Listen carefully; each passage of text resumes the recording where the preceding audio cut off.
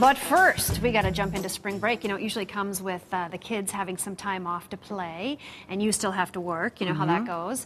And so how about sending them off to camp? Do we say yes to that? He was just saying yes a minute ago, and then he was saying no, and I was thinking, okay. Was that because he wanted you as a snack and not me as a snack? I don't know about that. But if you have kids in your family that are animal lovers in general, then this camp may be a perfect fit.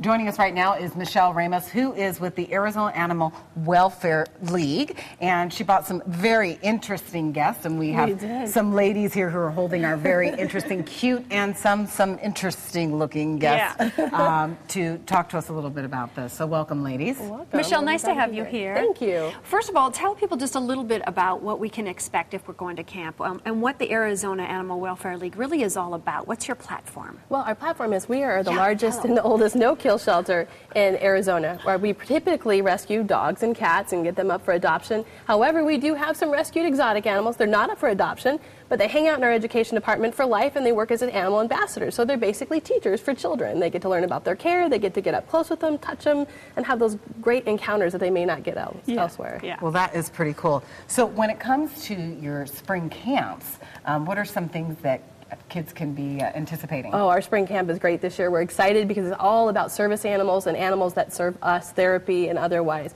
We've got some seeing eye dog guide puppies coming in. We've got a therapy miniature horse. We've got people coming from the military talking about dog training. We have a therapy cat, believe it or not. We have a menagerie of animals coming in to teach the kids. It's a lot about animal appreciation. Help us understand this guy here who is beautiful. And I have to say, his tongue is about as big as ours is. So is he a meat eater? He is not. He actually looks like he could eat puppies and kittens, but he doesn't. He doesn't. He actually is fruit and veggies only. This guy in the wild typically eats leafy vegetables and a lot of fruits. Can we pet him? You can. He's very, I know Daphne's not about that. He's very sweet. He actually sometimes will close his eyes when you're rubbing his chin. But we have him because he is an ambassador, because people buy these guys when they're tiny little lizards and don't expect them to get this big, and then before you know it, they've got a 6.5-foot lizard hanging out in their house. Yes, exactly. Yeah. So now the kids that go to the camp, they will actually have interaction with these animals and be able to touch them and stuff Absolutely. like that? That is part of our program. We like to get the kids up close and personal, touching the animals. That's all a part of the experience, growing that appreciation. Let's bring your other critters in and take a look at what else you have here today you can educate us on.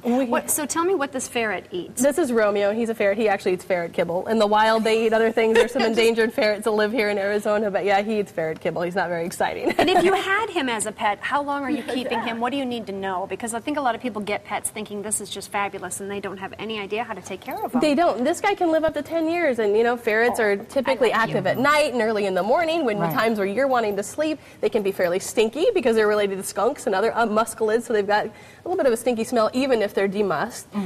So they're messy and they're very smart. So you've got to entertain them constantly, and they can bite and do all kinds of things if you don't entertain them and care for them properly. So now a cocker I know how to take care of. I've had two of them. You took the cutest one from me, but the camps that are coming up, they're coming up next week on 14th through the 18th. Now, tell me for what age groups and what the cost is. We have camps from all the way up from 6 to actually 14. We have a camp vet program that's focused on veterinary medicine that gets the kids in watching the surgeries. They do dissections. So we have an animal care camp, the one that's themed on service animals for the younger kids, 6 to 12. 12 to 14, they can come on in and enroll for our veterinary medicine camp. It's a one-of-a-kind program, and we're very proud of it. Okay, so both camps are hands-on. They are, very hands-on. And there's a discount for Smart Family? There is. If they call up and they mention Smart Family, that they saw us on the show, there's a $35 discount. Okay. So, and the range of those camps is $275 for the young ones for a full day? Full day, $175 for half day. Okay, the camp vet has a little more science lab work in it, so it's $325 for the full day. All right, fabulous. Well, great. Thank you all for joining us. Thank you for having us. Made himself at home. So we will have more information, all the details of how you can call the camp to sign up. Just go to abc15.com, go to the Lifestyle tab. I love that little puppy belly. That's great, isn't it? All right, well, let's jump onto our Facebook page today, because we're asking the question, what are your plans for spring break if you have kids, and what's your favorite spring break memory? Yeah, well, what was yours, Connie?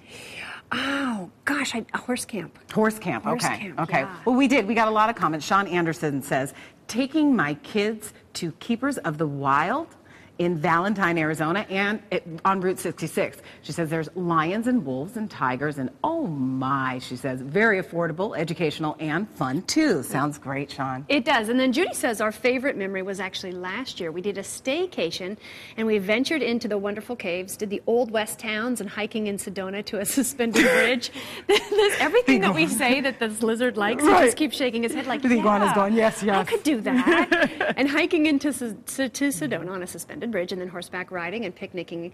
And honestly, as a family, it's the one that we will cherish the most. It was truly the best. Well, thank you for sharing your thoughts with us. And Mr. Iguana, thanks for validating us and shaking our head. You know, you can always find us on Facebook at Smart Family 15. We are reading your comments, and the Iguana wants to read them too. Yeah, so log like in, let's chat. It's our very first live studio audience, really.